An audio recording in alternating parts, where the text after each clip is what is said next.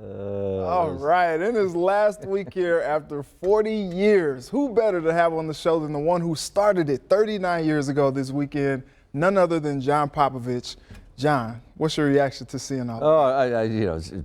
I'm overwhelmed by so many things that have happened, but listening to Lapp and Jim Breach and Rodney Heath and Matt Lukin and that stuff, these are guys I respect the heck out of. And I've had a chance to work with really good people. This is the ultimate team business. You don't get anywhere without the person next to you, without the cameras, without everything else. And those guys helped me along a great deal. Okay, now I have you on this show for the first time. Yeah. What's it like being on this side of the table instead of this side, interviewing people? You're being interviewed this time. I'm not used to it. It really feels odd to be interviewed, and that's happened a few times here lately. I'm not used to that at all because I'm trying to think of, most people talk in, should I talk in 20-second sound bites? Yeah. Should I make it shorter? Should I elaborate? It feels very odd to do that, Reggie. Well, I appreciate you taking some time with me. Stick around. We got plenty more with Popo after the break, so don't go away. Find the good in you. Welcome back. Sports Director John Popovich, gracious enough to join me tonight on the program he started, Sports of All Sorts. Yeah. John, thanks again for taking the time. Well, it wasn't my idea. I'm the one that started it, but El Shadowcati came to me and said, Genesee Beer wants a vehicle to do sports and to sponsor in town. He said, it'll last 13 weeks. Right. That'll be it. He said, I'll give you $50 a week to do it. And we started doing it. Well, the first show was it was actually last night on the 21st, Bengals and Browns. It was a great football game. And the Bengals finished a 6-10 season, and the Browns beat them. Browns went to the playoffs. And I did stories it was a magazine show in those days. Mm-hmm. So we did 3 long features. I did that game. Tim Melton was with me at that time. He did it. I did a piece on Dave Van Gorder. We were calling the Johnny Bench of the future. He didn't become that. And Greg Stokes, who was a Hamilton High School outstanding basketball player that went on to play at Iowa and had a great career. So I remember that show like it was yesterday. Wow, that's a great recall right there. So it started 39 years ago, mm-hmm. and now, every time it comes on, it says the longest running talk shows for sports in Cincinnati. Did you ever think it would be going 39 years later? No. Like I said, it was presented to me for 13 weeks, and then it went a year. And then when we got to this is a 15-minute show from 1980 to 1988. When the Bengals were making their second run to the Super Bowl, my news director, Jim Zarchin, came to me and said, people would like to, I think, talk about the games on Sunday night and have an interaction. He says, how about if we make this a live show? I thought, wow, I never even thought about that. So we made it an hour show. Mm-hmm. Dave Lapham was one of the first guys to join me, then Louis Breeden, later Mike Martin, Jim Breach and that stuff. And we would talk about the Bengals. And this was 11:30 to 12:30. Believe me, those phones were full because that was a Super Bowl season. People were pumped up, but they were just as pumped up in the bad seasons as they were in the good. And of course, what we did is after football was over, we go, do we end it now? They go, no, it's sold. So we did basketball with the Terry Nelsons and Ralph Lee and Scott Drouds and guys. And then we came up with all kind of other topics to do because still 52 weeks you have to fill, and football's only going to do about 16 weeks. Yeah. And so whenever anyone talks about you, they talk about how you are the best storyteller around. Sports of All Sorts was a vehicle for you to kind of flex your storytelling muscles. You got a favorite?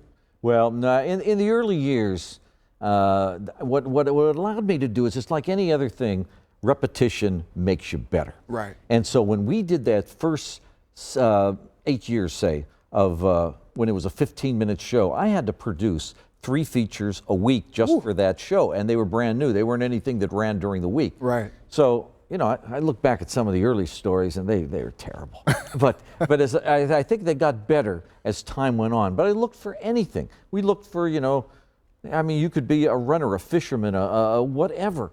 You looked for the pros, you looked for the amateurs, and we tried to feature everyone. And still up in the archives, we have a lot of the stories of a lot of different people, and I think there's too many to try to single out just one.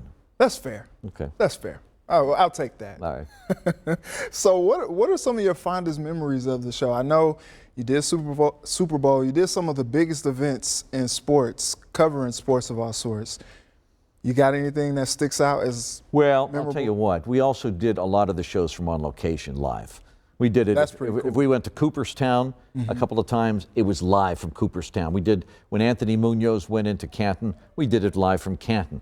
If the Bengals were playing in Pittsburgh or Cleveland, we stayed over and did the game, did the show live from maybe in front of the stadium. And that was great. I'd have Jim Breach and Mike Martin here, and I would be at the stadium with, usually it was like Sean Dunster, Sean Jones, a couple of photographers, Mark Slaughter, Philip Lee, and we would do those shows live. And to me, it was always a challenge because you wanted it to be as clean as possible. Right. But when you're live and when you're dealing with the, the weekend staffs aren't that big. Yeah. So you're trying to do the best job you can.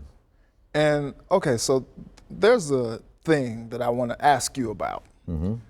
I never got a chance to see it, but you all did these fisherman shows. Oh, yeah. Going fishing. The fishing edition. How did that come about?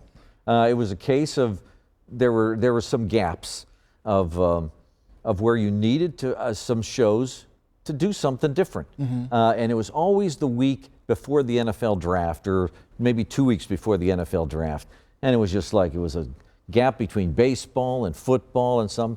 So I asked a couple of guys to come in. Let's talk fishing. Well, when it developed, it became fun because in our old studio, we were able to have a boat driven into the studio, like a nice big bass boat. And then we would get the green screen behind us, and we would have a photographer go up to Miami Whitewater and shoot the lake in back. And so we're sitting in a boat, we'd all wear, like fishing tough, and we'd have our poles up, and there behind us is a lake. And these geese would go by and other boats would go by, and we just sat there and took calls. And it became, to me, that was one of the most popular things we did. And then Steve Walter of Sports Investments came in and did collectibles. And he did that twice a year. And we just always said, what's it worth? Because everybody has something in the closet or something in a drawer that they think is worth something. Yeah. Like a can of Hootie beer. That stuff always came up from the Super Bowl. And they would call Steve and say, hey, I have this ball signed by, Pete Rose, and I think he signed it, what's it worth? And Steve would tell them, and the people would call, and the phones were jammed. Wow. And so with all the people that you've had on the show, you've got a chance to interview countless sports figures. Is there one that is your favorite that you've talked to? I know that's probably on the show, tough. It's tough, but I'll tell you what Reggie, the interesting thing was this show ran from 11:30 to 12:30 at night. But I was able to get 3 or 4 Reds managers. Wow. I was able to get Marvin Lewis came on. Mike Zimmer came on like 3 years in a row when he was the defensive coordinator of the.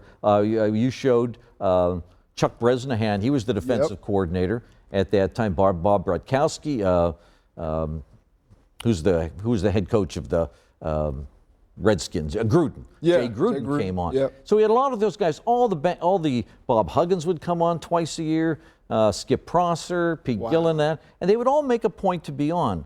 And Miami and UC coaches. So it was a wonderful opportunity to talk to those guys and let them have an hour talking to the public.